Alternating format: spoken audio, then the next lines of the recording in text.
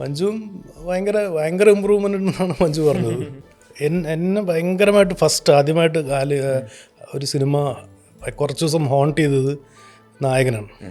ലാലേട്ടനൊന്നുമില്ല, ബാക്കിൽ നിന്നിട്ട് റിയാക്ഷനാണ്. അയ്യോ എൻ്റെ ദൈവമേ, അത് ഞാൻ എത്ര പ്രാവശ്യം റിപ്പീറ്റ് ഇട്ട് കണ്ടിട്ടെന്ന് പറയും. ഭയങ്കര സീനത്. സൗബിൻ ചേട്ടാ ഒരു മിനിറ്റ് എന്ന് പറഞ്ഞാൽ എന്നെ വിളിക്കുന്നുണ്ട്. അപ്പം ഞാൻ പറഞ്ഞു എന്താ പ്ലീസ് ഡ്രസ്സ് ഊരിക്കോന്ന്, കഴിഞ്ഞ സീനിൽ ചേട്ടൻ മരിച്ചു എന്ന്. ഇത് ലാലേട്ടൻ ഇത് എങ്ങനെ പറയും എന്ന് പറഞ്ഞിട്ട് അപ്പം ഞാൻ പറഞ്ഞു ഇങ്ങനെ പറയും, അവൻ പറഞ്ഞു ഇങ്ങനെ പറയും. പുള്ളി അങ്ങനെയല്ല, വേറൊരു ചിരിയൊക്കെ ഇട്ട് വേറൊരു രീതിയിൽ. ആ ഭരചന്ദ്രൻ്റെ അസിസ്റ്റൻ്റായിട്ട് ഞാൻ സ്ക്രീനിൽ വരാൻ പോവാണ്. അതൊരു ഭയങ്കര ഒരു മൊമെൻ്റ് ആയിരുന്നു. അത് മരിച്ചു പോയവരെ തിരിച്ചു കൊണ്ടുവരാനുള്ളൊരു കഴിവുണ്ടായിരുന്നെങ്കിൽ ഫസ്റ്റ് ഒരു 5 പേരിൽ ഒരാൾ ജോൺസൺ മാർസായിരിക്കും. ഒരു ലോകം മുഴുവൻ കറങ്ങി നടന്ന പൂജ നടത്തുന്ന ഒരു നമ്പൂതിരി, മറ്റേ ബെൻസ് ഓടിക്കുന്ന നമ്പൂതിരി. അവിടെ എത്തിയപ്പോഴാണ് സിംഗ് സൗണ്ടാണ് മനസ്സിലായത്. അപ്പോൾ ഒന്നും കൂടെ കിളി പോയി. ഞാൻ എപ്പോഴും ഭയങ്കര അഭിമാനമാണ്. ഞാൻ പലപ്പോഴും ചിന്തിക്കും എൻ്റെ അനിയത്തിയാണോ, കാരണം എന്നെക്കാട്ടിലും ഭയങ്കര മെച്ചുവേർഡായിട്ടുള്ള ഡിസിഷൻസും ബ്രേവ് ആയിട്ടുള്ള ഡിസിഷൻസും ഒക്കെയാണ് എപ്പോഴും മഞ്ജു എടുക്കുന്നത്. ട്രാവൽ പോലെ ഒരു മൈൻഡ് ഹീലർ വേറെ ഒന്നുമില്ല.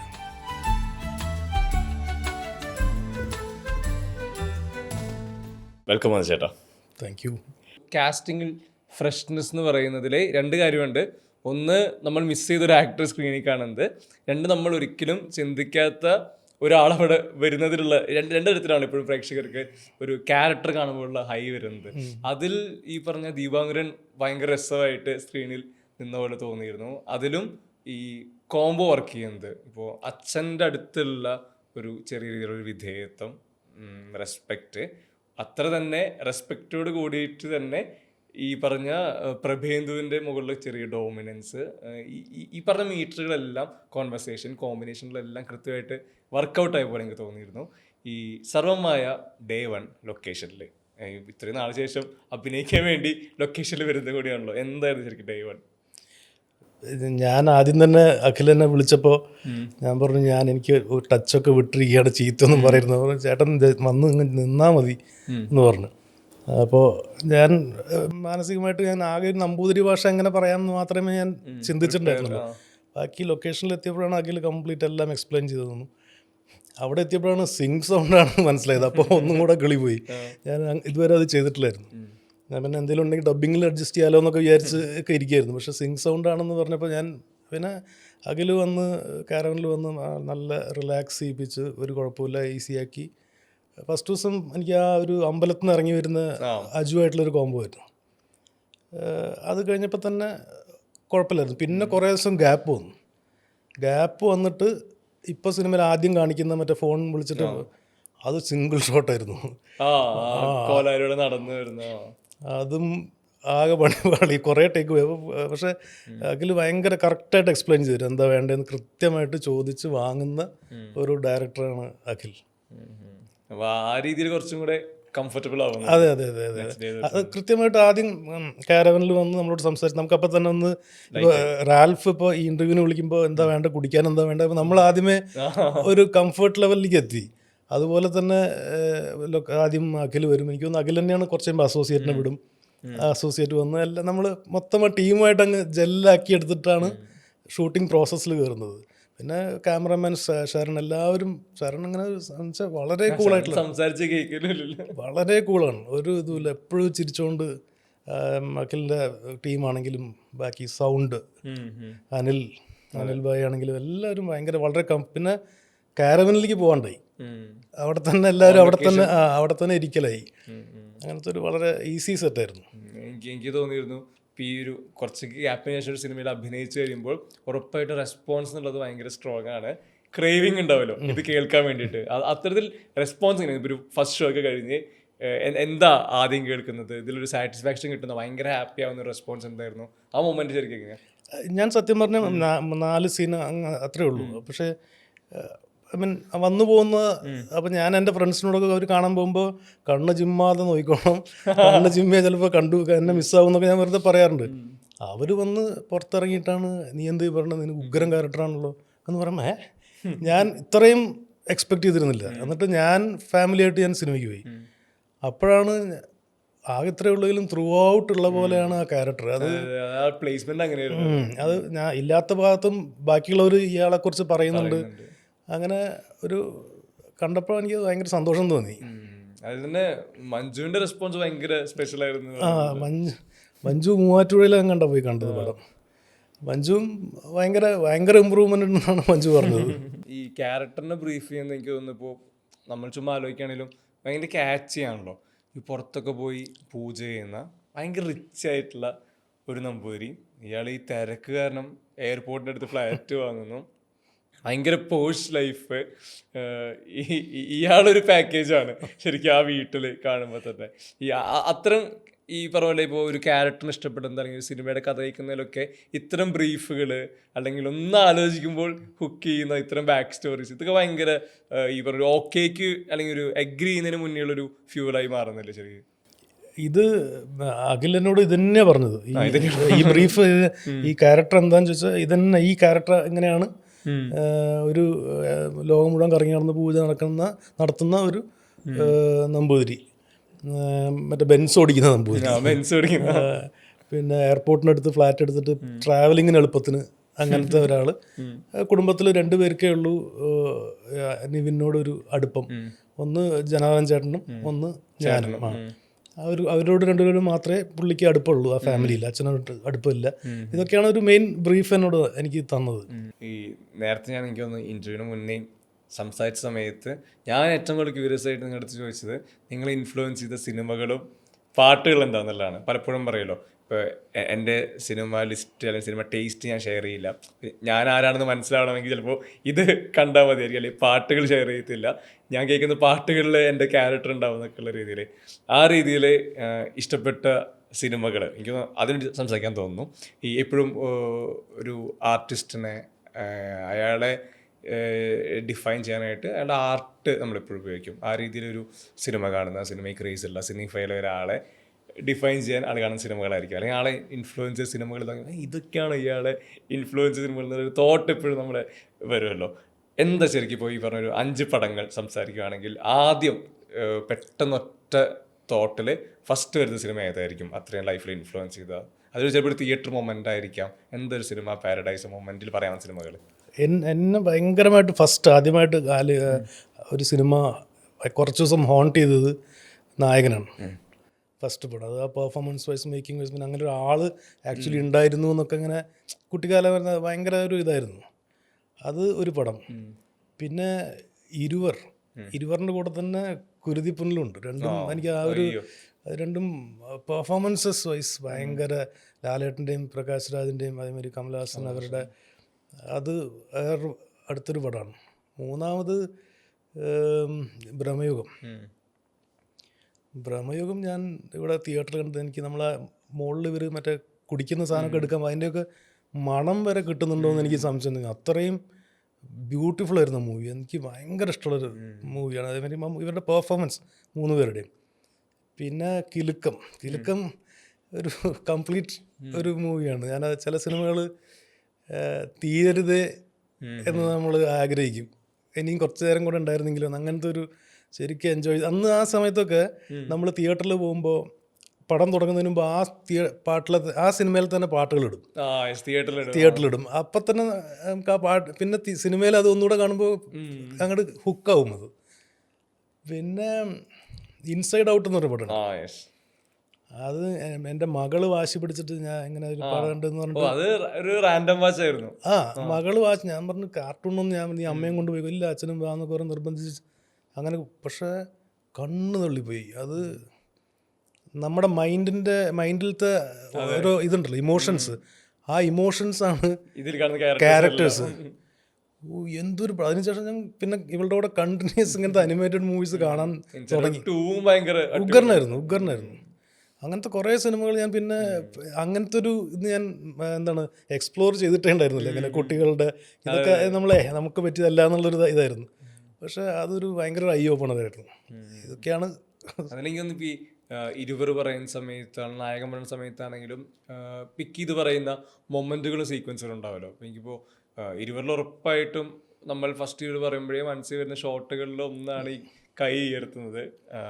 അതുപോലെ ലാലേട്ടൻ ഈ ടവല് കൈ പിടിച്ച് ഗ്ലാസും വെച്ച് വേറൊരു സീനുണ്ട്, മറ്റേ ലാലേട്ടൻ ഒന്നുമില്ല, ബാക്കിൽ നിന്നിട്ട് റിയാക്ഷൻ റിയാക്ഷൻ. സംസാരിക്കുന്ന അയ്യോ എൻ്റെ ദൈവമേ, അത് ഞാൻ എത്ര പ്രാവശ്യം റിപ്പീറ്റ് ഇട്ട് കണ്ടിട്ടുണ്ടെന്ന് പറയും. ഭയങ്കര സീനത്. പുള്ളിങ്ങനെ ഐ മൂവ്മെന്റ് അതെ അതെ അതെ അതെ അതെ.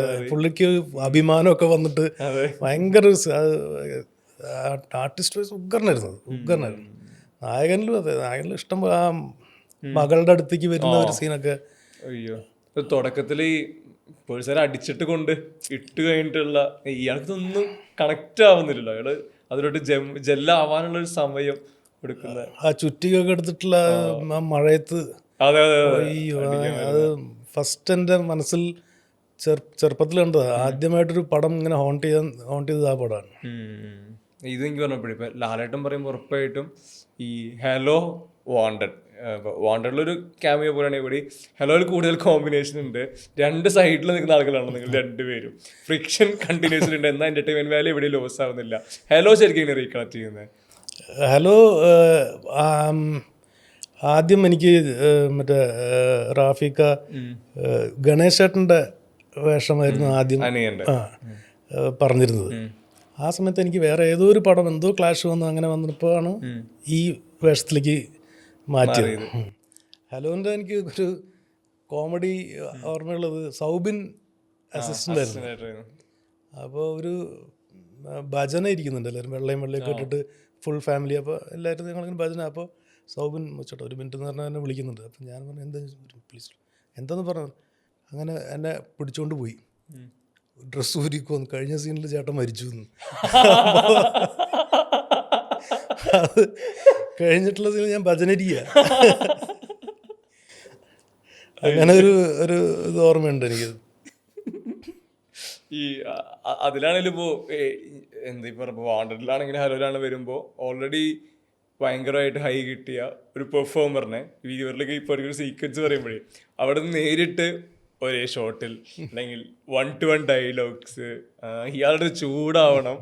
ഈ സമയത്തൊക്കെ മനസ്സിൽ ഈ ലൈക്ക് ലെജൻഡ് ഹീസ് എന്നുള്ള സാധനം എപ്പോഴും മനസ്സിലുണ്ടല്ലോ. എന്താ ശരിക്കും ഒരു ഓൺ സ്ക്രീൻ മൊമെന്റ്. ഇപ്പോൾ ഉറപ്പായിട്ട് നേരെ അറിയാൻ CBI ഉണ്ട്, ഇവിടെ ഹലോ ഇതൊക്കെ വരുന്നുണ്ട്. ഈ മമ്മൂട്ടി മോഹൻലാൽ എന്നൊക്കെ പറയുമ്പോൾ നമ്മളെല്ലാവരും ചെറുപ്പം മുതലേ നമ്മൾ ചെറിഷ് ചെയ്യുന്ന പെർഫോമൻസ് കൂടെയാണല്ലോ. എന്താ ശരിക്കും ഇവരെപ്പോഴും ഒരു കോ എക്സിസ്റ്റൻസ് ഒരു ഫ്രെയിമിൽ. ഇപ്പോൾ വാണ്ടഡിൻ്റെ സമയത്ത് ഞാൻ ഇതിനു മുമ്പ് അവിടെ പറഞ്ഞിട്ടുണ്ട്, അതായത് ഒരു സീനുണ്ട്, ഇവൻ കൊള്ളാമെന്നെന്തോ എന്നെക്കുറിച്ച് പറയുന്ന വേണു നാഗുള്ളിയോട്. അപ്പം ഞാൻ നിശാന്ത് സാഗറുണ്ട്, ഇത് ലാലേട്ടൻ ഇത് എങ്ങനെ പറയും എന്ന് പറഞ്ഞിട്ട്. അപ്പം ഞാൻ പറഞ്ഞു ഇങ്ങനെ പറയും, അവൻ പറഞ്ഞു ഇങ്ങനെ പറയും. പുള്ളി അങ്ങനെയല്ല, വേറൊരു ചിരിയൊക്കെ ഇട്ട് വേറൊരു രീതിയിൽ ഒരു ഭയങ്കര ഒരു ആർട്ടിസ്റ്റാണ്. ഭയങ്കര ഈ അതിനകത്ത് ഒരു സീനിൽ അമ്പിളിച്ചേട്ടനും ഉണ്ട്. രണ്ട് ലെജൻസാണ്. അപ്പോൾ അത് ഞാൻ കുറച്ച് വെള്ളം കുടിച്ചു. എനിക്ക് ഇവരുടെ മുന്നിൽ ഇത് വായിച്ചപ്പോൾ തന്നെ എൻ്റെ ദൈവമേ ഇത് ഞാൻ എങ്ങനെ ചെയ്യുന്ന ആ കൺഫ്യൂഷൻ. ഗ്രാഫിക്കൊക്കെ പിന്നെ അത് എല്ലാം ഓക്കെ ആയിരുന്നു. അത് മമ്മൂക്ക അതെ, മമ്മൂക്ക ഒരു ഫുൾ ചോദ്യം ചെയ്യുന്ന ഒരു സീൻ ഏരിയയിലുണ്ടായിരുന്നു. അതും ഞാൻ കുറച്ച് വെള്ളം കുടിച്ചതാണ്. എനിക്ക് തോന്നുന്നത് ആക്ടർ ആവുന്ന സമയത്തേക്കുള്ള ഈ പ്രിവിലേജ് ഹൈൻ്റെ ഒക്കെ പാർട്ടാണ് ഈ പോസ്റ്ററിൽ നമ്മളെ കാണാന്നുള്ളത്. ആ മൊമെന്റ് എനിക്ക് അറിഞ്ഞാൽ കൊള്ളാമെന്നുണ്ട്. കാരണം നമ്മൾ ചെയ്യുന്ന പരിപാടിയിൽ ഒരു ഭയങ്കര സാറ്റിസ്ഫാക്ഷനൊക്കെ കിട്ടുന്നൊരു പോയിന്റ് വരെ നമ്മളെ പോസ്റ്ററിൽ കാണുന്നത്, നമ്മളെ സ്ക്രീനിൽ കാണുന്നത്, ഇതിൽ ഒരു സ്വന്തം അല്ലെങ്കിൽ സ്വയമായിട്ടൊരു സാറ്റിസ്ഫാക്ഷൻ ലെവൽ മീറ്റ് ചെയ്യുന്ന ഉറപ്പ് വരുത്തുന്നത്. എന്താ ശരിക്കും പണ്ടൊക്കെ ഈ ഫസ്റ്റ് പടമൊക്കെ വരുന്ന സമയത്തേക്ക് മതിലിൽ പോസ്റ്ററിൽ ഈ പറഞ്ഞ ഫ്ലെക്സുകളിലൊക്കെ ആയിട്ട് കാണുന്ന സമയം എനിക്ക് എൻ്റെ ആദ്യം മറ്റേ നോർത്ത് പാലത്തിൻ്റെ ഒരു ഫ്ലെക്സാണ് വന്നത്. ഞാൻ എന്നിട്ട് തൃശ്ശൂരിൽ നിന്ന് ഇങ്ങനെ ഫ്ലെക്സ് എന്ന് പറഞ്ഞാൽ തൃശ്ശൂരിൽ നിന്ന് വണ്ടി എടുത്ത് അത് കാണാൻ വേണ്ടി ഒരു 10-15 പ്രാവശ്യം അങ്ങോട്ടും വണ്ടി ഓടിച്ചതാണ്. ഭയങ്കര ഒരു നമ്മൾ ചെറുപ്പത്തിൽ ആഗ്രഹിച്ചിട്ടുള്ള ഒരു കാര്യം അതിങ്ങനെ കാണുമ്പോൾ ഒരു ഭയങ്കര സന്തോഷം തന്നെ. ഒരു ഡ്രീം കം ട്രൂ എന്നൊക്കെ പറയുന്ന ഒരു ഫീലാണത്. ഈ എപ്പോഴും ആക്ടേഴ്സിനെ പറ്റി പറയുമ്പോൾ പെട്ടെന്ന് നമുക്ക് ഈ ആക്ടറുടെ ഒരു അറ്റയർ ലുക്കിൽ ഫസ്റ്റ് സ്ട്രൈക്ക് ചെയ്യണം മനസ്സിൽ. എനിക്ക് മധുവാര്യർ എന്ന് പറയുമ്പോൾ തുടക്കത്തിൽ സിനിമകളിൽ ക്ലീൻ ഷേവ് ലുക്കിലുള്ള മധുവാര്യരാണ് ഹിറ്റ് ചെയ്യുന്നത് മനസ്സിൽ. ശരിക്കും ഈ എനിക്ക് 3-4 സിനിമകളിൽ ഒരേ ലുക്കിലായിരുന്നല്ലോ അന്ന് പെർഫോം ചെയ്യുന്നത്. ആ പ്രായം, ആ ക്യാരക്ടേഴ്സിൻ്റെ ഒരു ഓൾമോസ്റ്റ് ഇവരുടെ ഒരു അർബൻ സെറ്റപ്പിലുള്ള ക്യാരക്ടേഴ്സ് ഒരുപാട് വരുന്നു.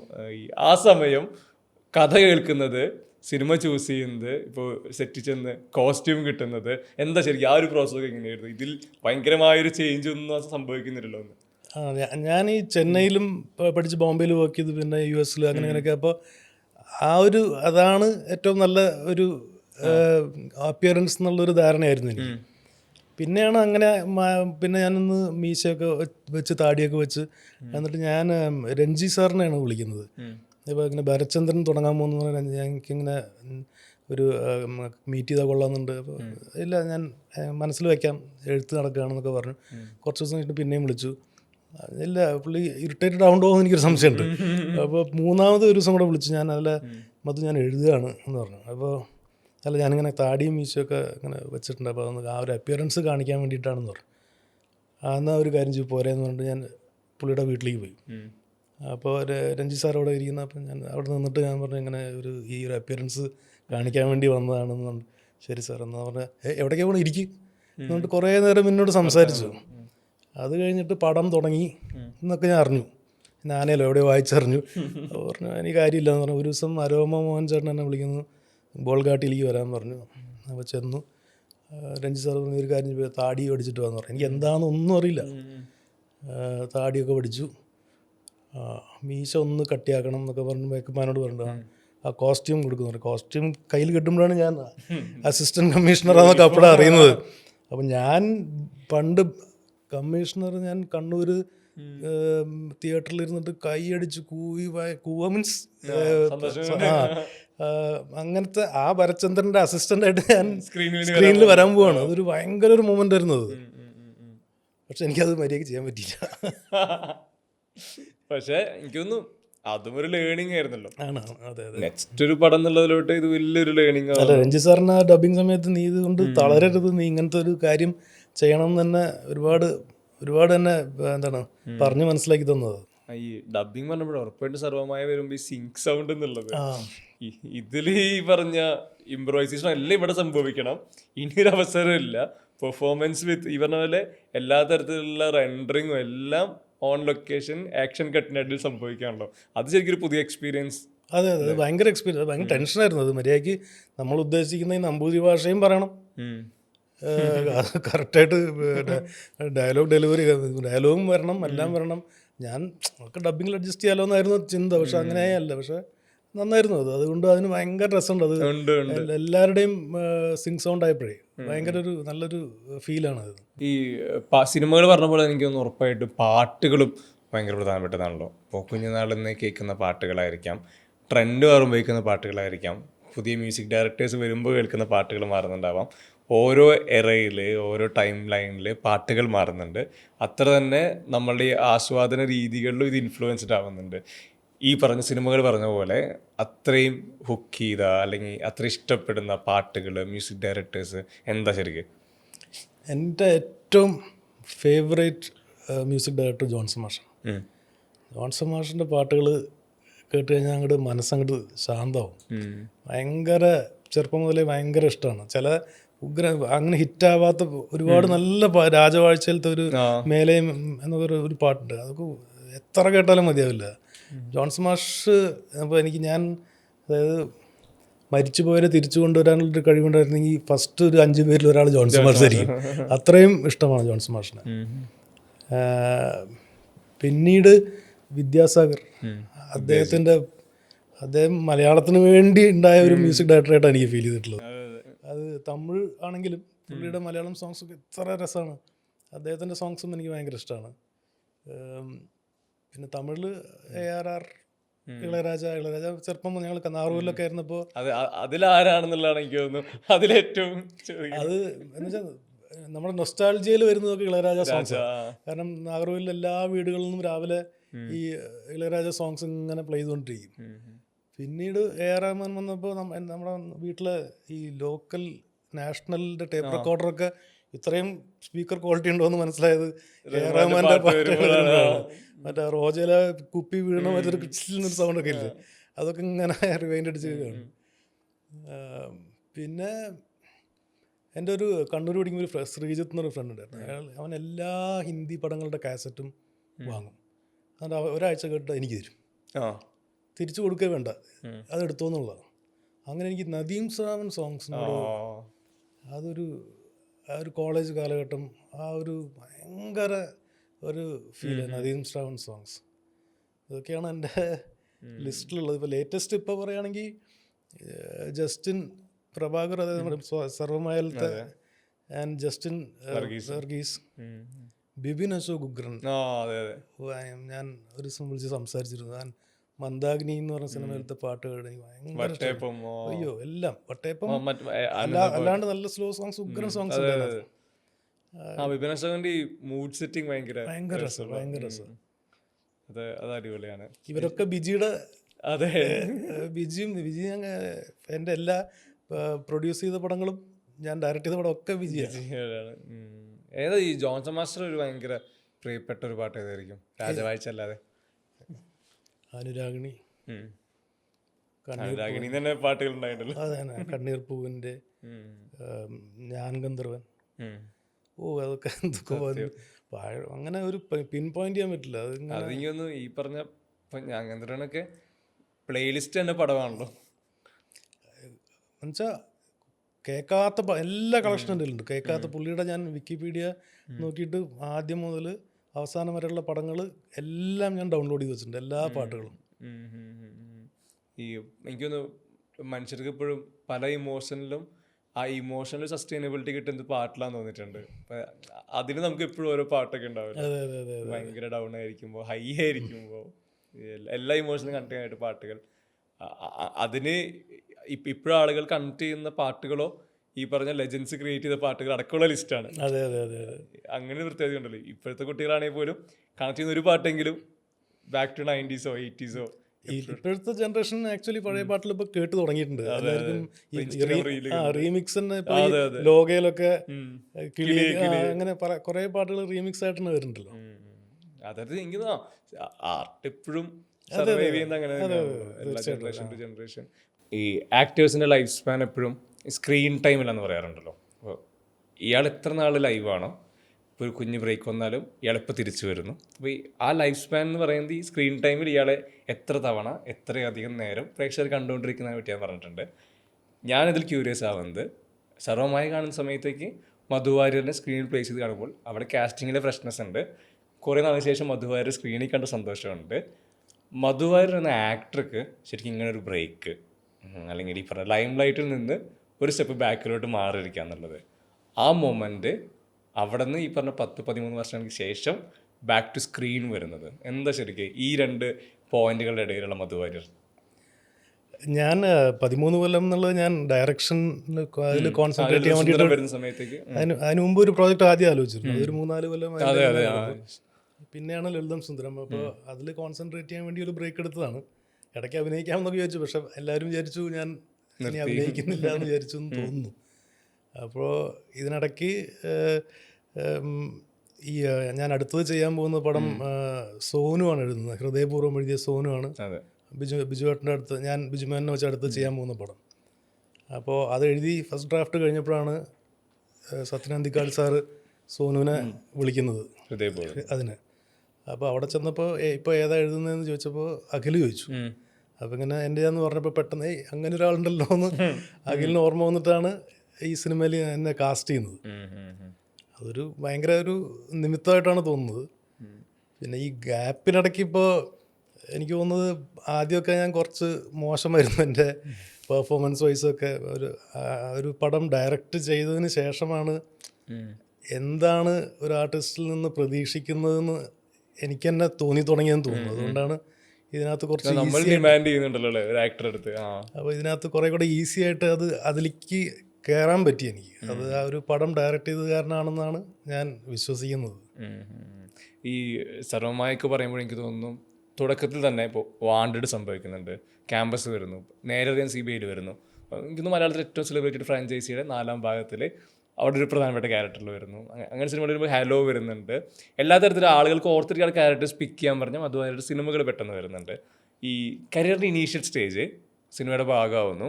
അപ്പോൾ ഉറപ്പായിട്ടും ഒരു കരിയർ പ്ലാനോ ഡിസൈൻ അല്ലെങ്കിൽ കൂടി ഒരു വിഷൻ ഉണ്ടാവുമല്ലോ ഇന്ന ഇന്ന കാര്യങ്ങൾ ചെയ്യാം. കാരണം മാനിഫെസ്റ്റ് ചെയ്യുന്ന സ്ക്രീൻ മൊമെന്റുകളിൽ നിന്നാണല്ലോ ആക്ടറായിട്ട് വരുന്നതും. എന്താ ശരിക്കും ഒരു ഇനീഷ്യൽ സ്റ്റേജിലെ കരിയർ, ആക്ടിങ്, എന്താ ശരിക്കും പ്ലാൻ എന്തായിരുന്നു ഇൻഡസ്ട്രി വരുമ്പോൾ?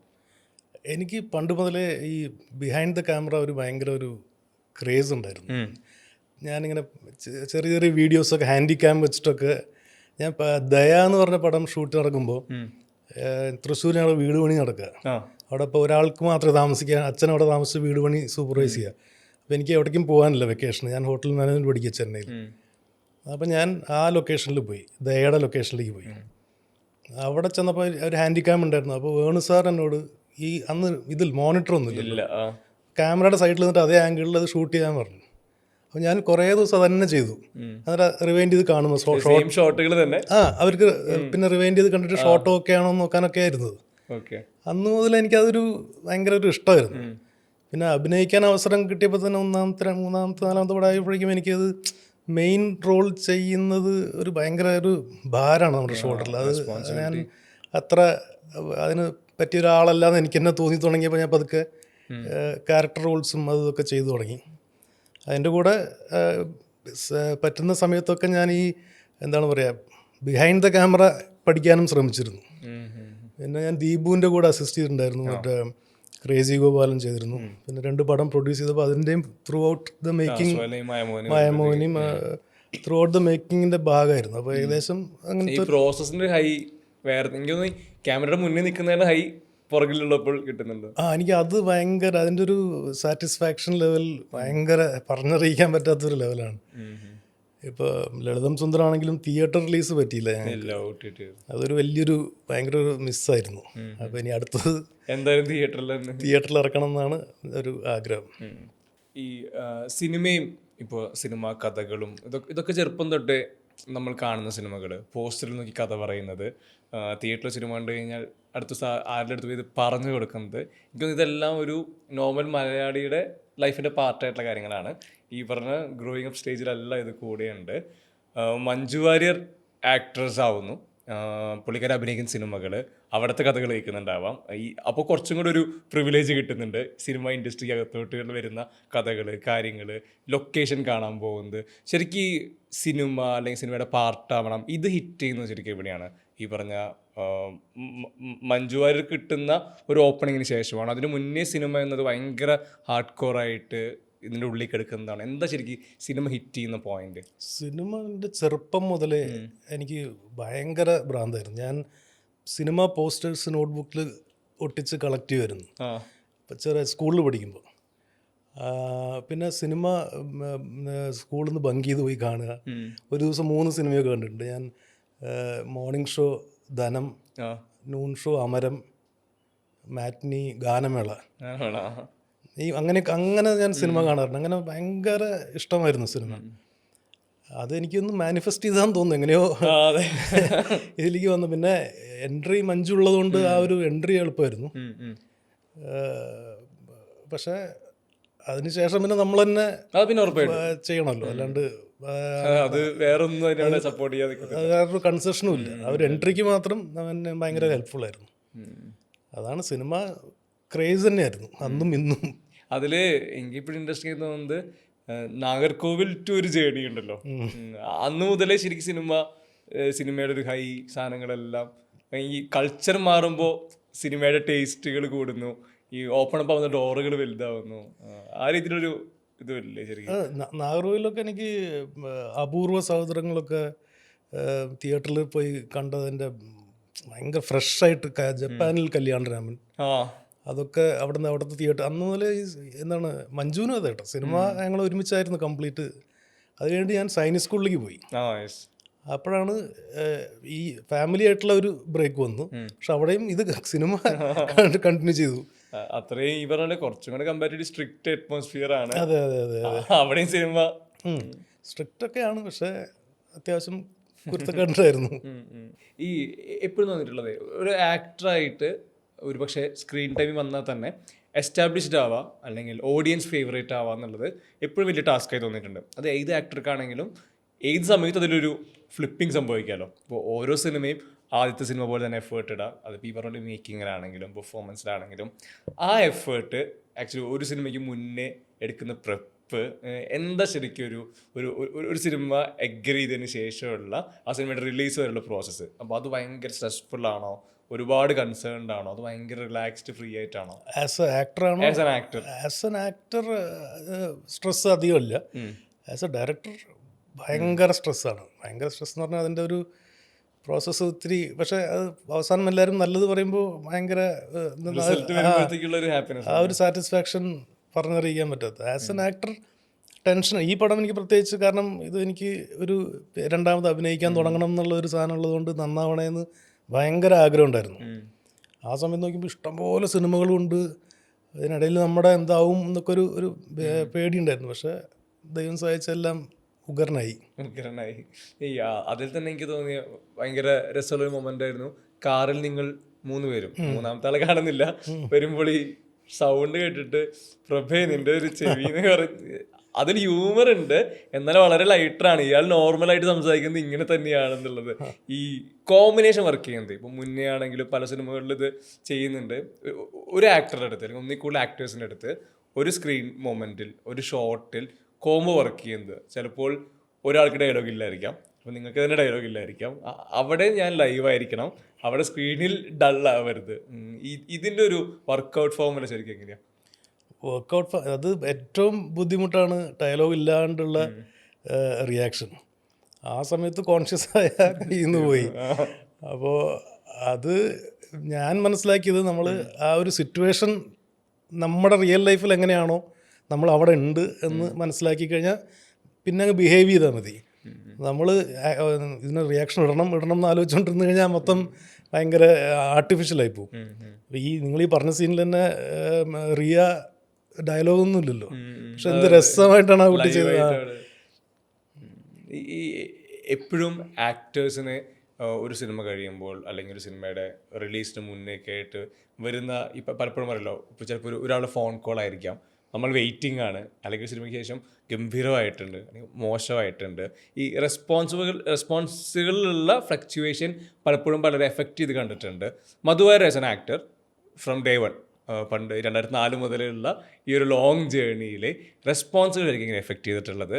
ഇതിൽ ഈ പറഞ്ഞ പോലെ ഇത് പരിപാടി നിർത്തിയിട്ട് പോകണമെന്ന് തോന്നിയ മൊമെൻറ്റുകളിൽ പോലും തോന്നിയിട്ടുണ്ടെങ്കിൽ തന്നെ അതിനെ ഓവർകം ചെയ്ത് ഈ പറഞ്ഞ മേക്കർ എന്നുള്ളൊരു വലിയൊരു ആഗ്രഹം ഉള്ളിലുണ്ടല്ലോ, ഇതെല്ലാം അച്ചീവ് ചെയ്യാനുള്ളൊരു ഫ്യൂവൽ ശരിക്കും എന്തായിരിക്കും? റെസ്പോൺസസ് അങ്ങനെ എനിക്കങ്ങനെ ബാധിക്കാറില്ല. ഞാൻ അത് ഒരു ഇപ്പോൾ എൻ്റെ തന്നെ ഏതൊക്കെയോ പടം റോസ്റ്റൊക്കെ ചെയ്തിട്ടുണ്ട്, അതൊക്കെ ഞാൻ ഭയങ്കരമായിട്ട് ചിരിച്ച് എൻജോയ് ചെയ്തിട്ടുണ്ട്. അങ്ങനത്തെ ബുദ്ധിമുട്ടുകളൊന്നും എനിക്കില്ല. ചില സിനിമകൾ എനിക്ക് നല്ല പടം സൂപ്പർ ഹിറ്റാണ്, പക്ഷേ എൻ്റെ പെർഫോമൻസിൽ ഞാനിനി ഇത് തുടരണോ എന്ന് ഭരചന്ദ്രൻ ഫോർ എക്സാമ്പിൾ, ഞാൻ 3 പുലികൾ, രഞ്ജി സാറ്, സുരേഷ് ഏട്ടൻ, ക്യാമറമാൻ സഞ്ജീവ് ശങ്കർ, ഇതിനിടയ്ക്ക് എനിക്ക് ഡയലോഗ് പറയാൻ പറ്റുന്നില്ല. ആകെ ഭയങ്കര ബുദ്ധിമുട്ടായിരുന്നു. അത് പടമൊക്കെ കഴിഞ്ഞ് ഡബ്ബൊക്കെ കഴിഞ്ഞിട്ട് അവസാനം രഞ്ജി സാർ എന്നെ സൈഡിൽ മാറ്റി നിർത്തിയിട്ട് നിൻ്റെ പോർഷൻസ് കുറച്ച് കട്ട് ചെയ്യേണ്ടി വന്നിട്ടുണ്ട്. എൻ്റെ ഡയലോഗ് തന്നെ രാജൻ പി ദേവിന് കൊടുത്തിട്ടുണ്ട്, കാരണം എനിക്ക് മര്യാദയ്ക്ക് പറയാൻ പറ്റാത്തതുകൊണ്ട്. അപ്പോൾ മാർത്താണ്ഡവർമ്മയുടെ ഒരു നോവലുണ്ട്, അത് എടുത്ത് അതിലത്തെ ഡയലോഗ്സ് ഉറക്കെ കണ്ണാടി നോക്കി സംസാരിച്ച് നീ അത് തെളിയണം എന്നൊക്കെ പറഞ്ഞിട്ട് ഞാനാകെ ഭയങ്കര ഡിസപ്പോയിൻറ്റഡ് ആയിട്ടൊരു പടം. ആ സിനിമയിലാണ് എനിക്ക് ഈ പരിപാടി വേണോ നിർത്താൻ എന്ന് തോന്നിയത്. ആ ഒരു ഒറ്റ സിനിമയിലാണ്. അത് കഴിഞ്ഞിട്ടാണ് പിന്നെ ഞാൻ പൊന്മുടി പുഴയത്തൊക്കെ ചെയ്തപ്പോഴൊക്കെ ഇതെന്നൊക്കെ എനിക്ക് ഒരുപാട് ഹെൽപ്ഫുൾ. രഞ്ജിത്ത് സാറ് പറഞ്ഞ കാര്യങ്ങളൊക്കെ എനിക്ക് ഭയങ്കര ഹെൽപ്ഫുൾ ആയിരുന്നു. പക്ഷെ അന്ന് ഈ ക്വിക്ക് റിയാക്ഷൻ റെസ്പോൺസ് ഉള്ളത് കുറവാണല്ലോ. ഇല്ല പറയാം പലപ്പോഴും. സോഷ്യൽ മീഡിയ അങ്ങനെ ഇല്ലല്ലോ. ഇപ്പോഴാണ് എല്ലാത്തിനും ഓൺ ടൈം അപ്പം തന്നെ കിട്ടും. ഈ മേക്കറാവുന്ന പോയിന്റിലെ ഞാൻ എപ്പോഴും ആലോചിച്ചിട്ടുള്ളത്, അതിൽ പറഞ്ഞ റെസ്പോൺസിബിലിറ്റി ഭയങ്കര വലുതാണ്.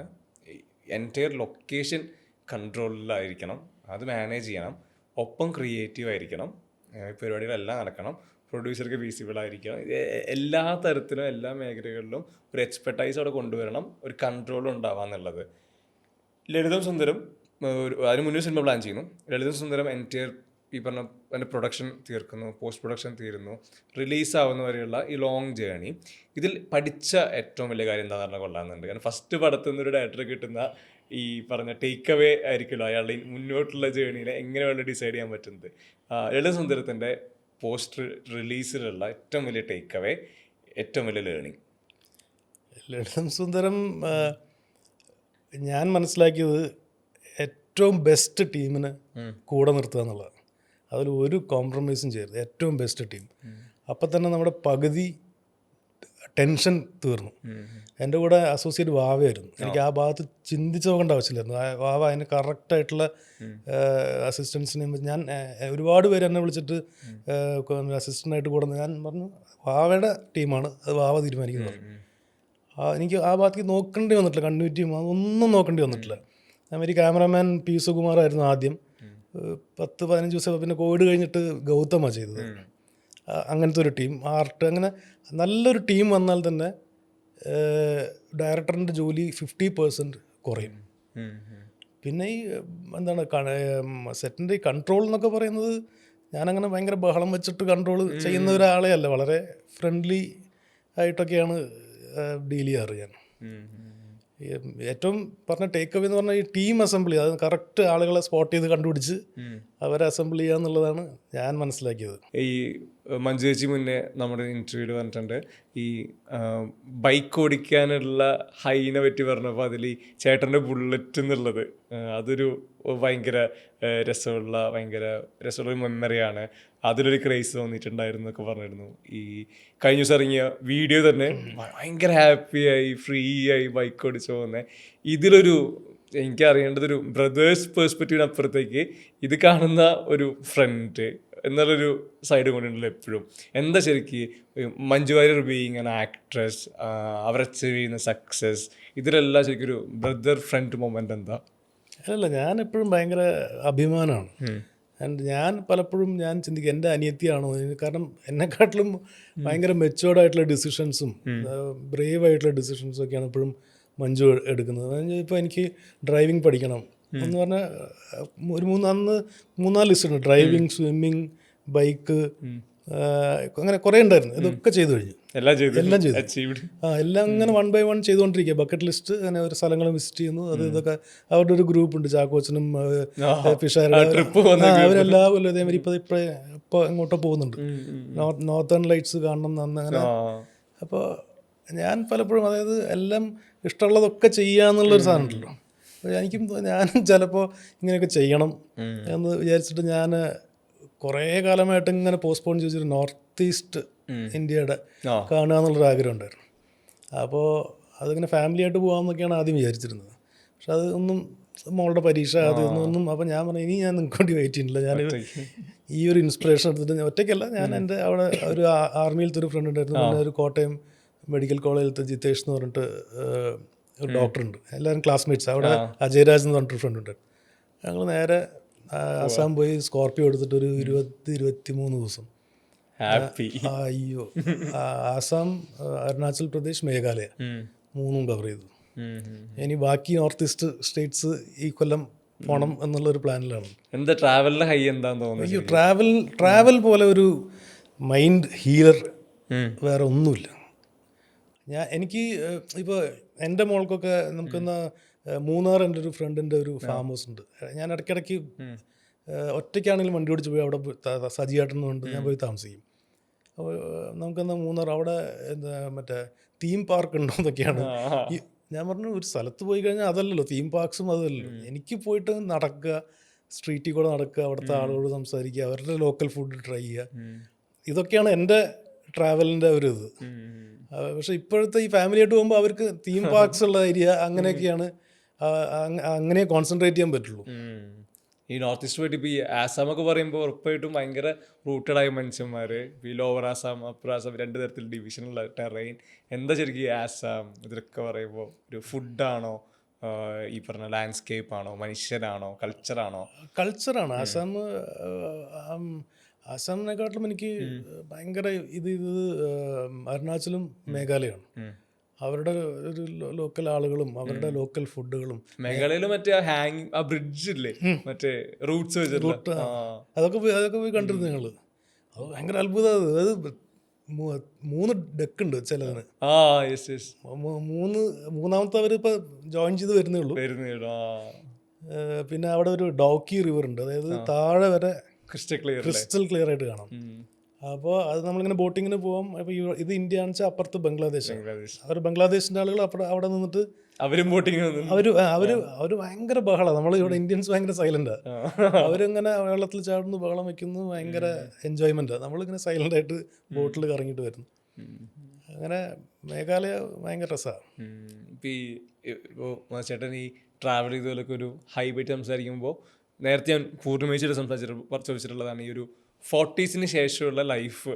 അന്ന് പൂർണ്ണിമേശ്വരുടെ അടുത്ത് ഒരു വുമൻ്റെ 40s+ എന്നുള്ളൊരു ലൈഫ് എങ്ങനെയാണെന്ന് വെച്ചപ്പോൾ ലൈഫ് സ്റ്റേജ് മാറുന്നു, പേഴ്സ്പെക്റ്റീവ് മാറുന്നു, കൂടുതൽ ഫ്രഷ് ആവുന്നു, അവിടെ നിന്ന് തുടങ്ങുന്ന പോലെയാണെന്നൊക്കെ പറഞ്ഞിരുന്നു. ഒരു പുരുഷൻ്റെ ഒരു 40s ശേഷമുള്ള ലൈഫ്, അത് കരിയർ വൈസ്, ഇപ്പോൾ ഈ പറഞ്ഞ മെൻ്റൽ ഹെൽത്ത് വൈസ് ശരിക്കും എങ്ങനെയാണ് ഈ പറഞ്ഞ പല കാര്യങ്ങൾ അച്ചീവ് ചെയ്യാനുള്ളൊരു ക്രേവിങ്, എങ്ങനെയാണ് അത് മാറുന്നത്? ലൈഫിൻ്റെ ഒരു നെക്സ്റ്റ് ലെവലാണോ ശരിക്കും എന്തൊരു 40s ശേഷം? എനിക്കൊന്ന് 40s ശേഷം കുറേ കൂടെ രസമാണെന്ന് തോന്നുന്നു. ഭയങ്കര കുറേ കൂടെ ഫ്രീ ആവും. നമുക്ക് ക്രിസ്റ്റൽ ക്ലാരിറ്റിയുള്ള ഡിസിഷൻസ് എടുക്കാൻ പറ്റും. പണ്ടൊക്കെ കുറേ കൺഫ്യൂഷൻസ്, വേണോ വേണ്ടോ, പിന്നെ ചെയ്യാം, പിന്നെ ഇനിയിപ്പോൾ നമുക്കിനി അധികം സമയമില്ല, നമുക്ക് എല്ലാം ചെയ്യും വേണം. അപ്പോൾ കുറേ കൂടെ രസമാണെന്ന് തോന്നുന്നു 40s ശേഷമുള്ളത്. പണ്ടത്തേക്കാട്ടിലും നല്ലതാണ്. ഈ ഭയങ്കര ഇൻസ്റ്റിങ്ക്റ്റ് ആയിട്ടുള്ള ഡിസിഷൻസ് ആ രീതിക്ക് മാറുന്നുണ്ടോ? ഭയങ്കര ഞാൻ ഈ ട്രിപ്പിന് ശേഷമാണ് ഞാൻ അങ്ങനത്തെ ഡിസിഷനിലേക്ക് എത്താൻ തുടങ്ങിയത്. വരുന്നുണ്ടോ? ഇല്ല, ഞാൻ പോവാണ്. അങ്ങനെ വളരെ ഒരു ടെൻഷനും ഇല്ല. പിന്നെ അവരെ കൊണ്ടുപോയില്ലെങ്കിൽ ശരിയാവില്ലല്ലോ എന്നുള്ള ആ തോട്ടൊക്കെ പോയി. അവർക്ക് താല്പര്യമുള്ള സ്ഥലത്തേക്ക് അവർ വരും, പോവും, അല്ലെങ്കിൽ ഞാൻ പോവും. ഈ പറഞ്ഞ ഈ ടൈം പീരീഡിൽ ഇപ്പോൾ ഒരു 12-13 years പറഞ്ഞ കൂട്ടത്തിൽ അത്ര തന്നെ സിനിമ ലിറ്ററസിയും കൂട്ടുന്നുണ്ടല്ലോ. സിനിമകൾ, സീരീസുകൾ എല്ലാ തരത്തിലും അത് കാണുന്നു. അതിൽ നിന്ന് ഈ പറഞ്ഞ പോലെ ഇൻസ്പയർഡ് ആവാം, ഇൻഫ്ലുവൻസ്ഡ് ആവാം. ഈ വിഷ്വലിൻ്റെ തന്നെ പുതിയ തലങ്ങൾ, സാധ്യതകൾ, ഇതിനെപ്പറ്റി അറിയാനുള്ളൊരു പ്രോസസ്സും കൂടെ ഉറപ്പായിട്ട് നടക്കുന്നുണ്ടാവല്ലോ. എന്തായാലും ശരിക്കും ഈ ഒരു ലൈം ലൈറ്റിൽ നിന്ന് ഓഫായ സമയത്തെ സിനിമ നോളജ്, സിനിമ കാണൽ, സീരീസ് ആൾ എന്തായാലും ശരിക്കും ആ ഒരു ടൈം? ഞാൻ ഫുൾ ടൈം സിനിമ ലാപ്ടോപ്പിൽ കാണലായിരുന്നു എൻ്റെ മെയിൻ പരിപാടി. സീരീസ്, നെറ്റ്ഫ്ലിക്സ് കാലക്കി കുടിച്ചിട്ടുണ്ട് ഞാൻ. ഭയങ്കര ലേണിംഗ് പ്രോസസ്സാണ് അത്. നമ്മൾ കാണുമ്പോൾ ഞാൻ ചിലപ്പോൾ എന്ത് ചെയ്യാന്ന് വെച്ചാൽ ഞാൻ ടി വിയിൽ ഞാൻ മ്യൂട്ട് ചെയ്തിട്ട് കാണും. വിഷ്വൽ മാത്രം. അത് ഭയങ്കര ഒരു പ്രോസസ്സാണ്. നമുക്ക് അതിൻ്റെ ഷോർട്ട് ഡിവിഷനും അതൊക്കെ അപ്പോഴാണ് കറക്റ്റായിട്ട് നമുക്ക് കിട്ടുക. എത്ര ഷോർട്സ് ഇടയിൽ കൂടെ പോയി ഡയലോഗ് വന്നു കഴിഞ്ഞാൽ കിട്ടില്ലായിരുന്നു. അതൊരു ഭയങ്കര ഒരു ലേണിംഗ് പ്രോസസ്സാണ്. സീരീസൊക്കെ എന്തൊക്കെയാണ് ഇപ്പോൾ സ്ട്രേഞ്ചർ തിങ്സ് ഇപ്പോൾ ഞാൻ തീർത്തു. അത് മോളുടെ നിർബന്ധത്തിന് കണ്ടു തുടങ്ങിയത്. അതും ഇപ്പോൾ ലാസ്റ്റ് എപ്പിസോഡ് തീർത്തു. ഭയങ്കര രസമുള്ള ക്ലോഷർ ആയിരുന്നല്ലോ മൈക്കിൻ്റെ ഒരു ഇതിൽ. അത് പലയിടത്തും ഒരു വീക്കായി പോയെങ്കിലും ലാസ്റ്റ് എനിക്ക് തോന്നുന്നത് മൈക്കിൻ്റെ പെർസ്പെക്റ്റീവിൽ ആ കഥ പറഞ്ഞൊരു ക്ലോഷർ വന്നപ്പോൾ ഭയങ്കര ഓവർവെൽമിങ് ആയിട്ട് അവസാനിച്ചല്ലോ. മെമ്മറിയൊക്കെ. വേറെ ഏതൊരു സീരീസ് സജസ്റ്റ് ചെയ്യാൻ പറ്റുന്നത് ഇപ്പോൾ കണ്ടതിൽ ഭയങ്കര ഹൈ കിട്ടിയത്, അങ്ങനെ ഭയങ്കര ബിഞ്ച് വാച്ചൊക്കെ ചെയ്തെന്ന് പറയുന്ന തരത്തിലുള്ള സീരീസ്? എനിക്ക് ഗെയിം ഓഫ് ത്രോൺസ് അങ്ങനെയായിരുന്നു. എനിക്ക് സാധാരണ അങ്ങനത്തെ എനിക്ക് ഈ രാജാക്കന്മാരുടെ ഇതൊക്കെ ഉണ്ട്, പീരിയഡ്, അതെനിക്ക് ഭയങ്കര ഇഷ്ടമാണ്. അങ്ങനത്തെ എല്ലാം ഞാൻ വൈക്കിങ്സ് ഒക്കെ, പിന്നെ വൈക്കിങ്സ്, പിന്നെ കിങ്ഡം അതൊക്കെ ഞാൻ കണ്ടിട്ടുണ്ട്. ബ്രേക്കിംഗ് ബാഡ്, വയർ, അതൊക്കെയാണ് ബിഞ്ച് വാച്ച് ചെയ്ത് കണ്ടത്. പിന്നെ ഓഫീസ്, അത് ഞാൻ രാത്രി ഉറക്കം വന്നില്ലെങ്കിൽ ഉടനെ പോയി എനിക്കൊന്നു ഒരു റൗണ്ട് മൊത്തം തീർത്താലും ഇഷ്ടമുള്ള എപ്പിസോഡ് പിക്ക് ചെയ്തിരുന്നു. എനിക്കിപ്പോൾ ഓഫീസിൻ്റെ മറ്റേ തുടക്കമുള്ള മ്യൂസിക് കേൾക്കുമ്പോൾ ഉറക്കമില്ലല്ലോ എന്നുള്ള തോന്നലാണ് വരുന്നത്. ഈ ഉറക്കം ഇല്ലാത്ത പോയി കണ്ട് അത് ഫ്രണ്ട്സ്, അതൊക്കെ ഭയങ്കര എല്ലാ ജോണറും എനിക്ക് ഇഷ്ടമാണ്. ഈ ഇത്രയും ലോങ് ജേർണിയിലേ ഈ ഇൻഡസ്ട്രിയിൽ സർവൈവ് ചെയ്യുന്നതെന്ന് വെച്ച് കഴിഞ്ഞാൽ അതിലൊരു ഈ പറഞ്ഞ വാശി മിടുക്ക് ഇതെല്ലാം അതിൻ്റെ പാർട്ടായിട്ടുണ്ടെന്ന് അറിയാം. എന്താ ശരിക്ക് ഇൻഡസ്ട്രിയിൽ നിന്ന് പഠിച്ച ഏറ്റവും വലിയ പാഠം എന്ന് പറഞ്ഞാൽ കൊള്ളാമെന്നുണ്ട്. കാരണം മൾട്ടിപ്പിൾ റോളിലാണല്ലോ വരുന്നത്. ആക്ടർ ആവുന്നുണ്ട്, പ്രൊഡ്യൂസർ ആവുന്നുണ്ട്, മേക്കർ ആവുന്നുണ്ട്, ഇപ്പോൾ അടുത്ത സിനിമയ്ക്ക് വേണ്ടി വെയിറ്റ് ചെയ്യുന്നു. ഈ റോളുകളിലെല്ലാം എക്സ്പീരിയൻസ് ചെയ്ത മലയാളം സിനിമ ഇൻഡസ്ട്രിയിൽ നിന്ന് മധു വാര്യർ പഠിച്ച ഏറ്റവും വലിയ പാഠം എന്താണ്? സക്സസ് ഇല്ലെങ്കിൽ ആർക്കും വേണ്ട, നോബഡി, ഒരാളും തിരിഞ്ഞു നോക്കില്ല. സക്സസ് ഉണ്ടെങ്കിൽ എല്ലാവരും ഉണ്ട്. ഞാൻ ഇപ്പോൾ ഈ സർവമായ റിലീസ് ചെയ്തതിന് ശേഷം എൻ്റെ ഫോൺ ഇങ്ങനെ, അതിന് മുമ്പ് ചില ദിവസങ്ങളിൽ ഫുൾ ഡേ ഒറ്റ ഫോൺ പോലും വരില്ല. അപ്പോൾ ഞാൻ വൈഫിനോട് ഞാൻ പറഞ്ഞു എന്നെ ആർക്കും വേണ്ടാണ്ടായി തോന്നുന്നു. അത് ഞാൻ പറഞ്ഞു. ഇപ്പോൾ കണ്ടിന്യൂസ് ഇങ്ങനെ ഡെയിലി ഫോൺസ് വരുന്നുണ്ട്. ഇത് വരുമ്പോൾ സന്തോഷമാണ്, പക്ഷെ രണ്ട് അവസ്ഥകൾ ഇത് രണ്ടും ഞാൻ രണ്ടും എക്സ്പീരിയൻസ് ചെയ്തിട്ടുണ്ട്. അതുകൊണ്ട് ഞാൻ മതിമറന്ന് സന്തോഷിക്കുന്നുമില്ല, ഡിപ്രസ്ഡ് ആവുന്നുമില്ല. ഈ അടുത്ത സിനിമ എന്നുള്ളതും കൂടെ പ്രധാനപ്പെട്ടതാണല്ലോ. കാരണം ബിജു മേനോൻ സിനിമയാണ്. എന്താ ഇനി പുതിയതായിട്ട് ഇനി എന്താണ് അതിൽ എക്സ്പ്ലോർ ചെയ്യാൻ പോകുന്നത്? പറയാൻ പറ്റുന്നത് എന്താണ് ഇപ്പോൾ? അത് ഒരു വില്ലേജ് ഹ്യൂമറാണ്. അത് ത്രൂ ഔട്ട് ഹ്യൂമറുള്ള നല്ല ജെനുവിൻ ഹ്യൂമർ, അതായത് സിറ്റുവേഷണൽ കോമഡിയുള്ള ഒരു സോനു അസലായിട്ട് എഴുതിയിട്ടുണ്ട്. അത് എന്നോടൊരു ഒരു ഇൻസ്പെക്ടർ ഒരു കഥ പറഞ്ഞിരുന്നു. കുറച്ച് സീരിയസ് ആയിട്ടുള്ളൊരു ഇതായിരുന്നു. അപ്പോൾ അത് ആരെ വെച്ച് എഴുതാം എന്ന് പറഞ്ഞപ്പോൾ പ്രമോദാണ് എന്നെ സോനുവിനെ സജസ്റ്റ്. ഞാൻ അതിന് മുമ്പ് ഇത് കണ്ടിരുന്നത്, സോനുവിൻ്റെ ഒരു ഷോർട്ട് ഫിലിം ഉണ്ട്, അത് കണ്ടിരുന്നു. അങ്ങനെ ഞാൻ സോനുവിനോട് ഇത് കഥ പറഞ്ഞു. അപ്പോൾ സോനു നമുക്കിത് എഴുതാം എന്ന് പറഞ്ഞു. അങ്ങനെ സോനുവിൻ്റെ അന്ന് തന്നെ വൈകുന്നേരം കളിക്കുമ്പോൾ സോനുവിൻ്റെ കൈ ഒടിഞ്ഞു. എന്നിട്ട് കാഞ്ഞിരപ്പള്ളിയിൽ ഇരുന്ന് അത് വർക്ക് ചെയ്ത് ഞാൻ എന്നിട്ട് കാഞ്ഞിരപ്പള്ളിയിൽ പോയി സോനു. അപ്പോൾ ഞാൻ വളരെ സീരിയസ് ആയിട്ട് കൺസീവ് ചെയ്ത സാധനം സോനു ഹ്യൂമറൊക്കെ കയറ്റി വേറെ ലെവലിലേക്ക് ആക്കി. അപ്പം ഞാൻ പറഞ്ഞല്ലോ അത് സീരിയസ് ആയിട്ട് ചെയ്താലേ ശരിയാവുള്ളൂ എന്ന് പറഞ്ഞു.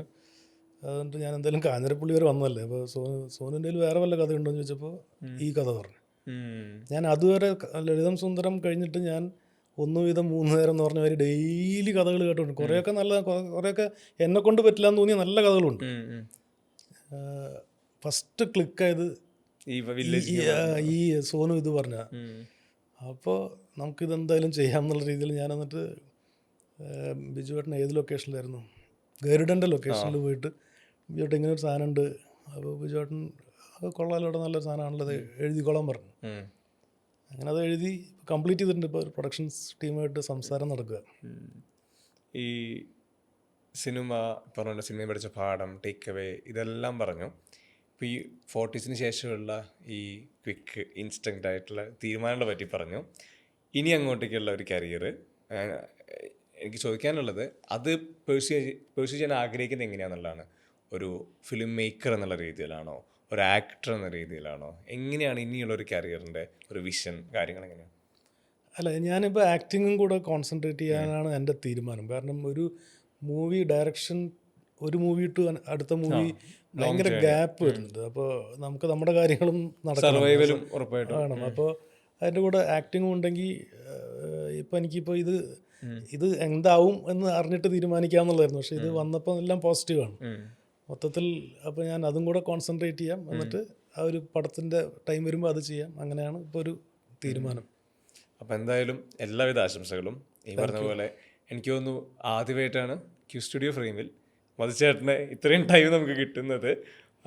അതിൽ തന്നെ നമ്മുടെ ഈ പറഞ്ഞൊരു പോഡ്കാസ്റ്റ് സീരീസിലാണെങ്കിലും നിങ്ങളുടെ സിനിമകളേക്കാൾ കൂടുതൽ നിങ്ങളെ ഇൻസ്പയർ ചെയ്ത സിനിമകളും പാട്ടും സംസാരിക്കുക എന്നുള്ളതാണ് നമ്മുടെ ഇതിൻ്റെ ഒരു ഈ പറഞ്ഞ ഒരു ടാഗ് ലൈൻ എന്ന് പറയുന്നത് തന്നെ.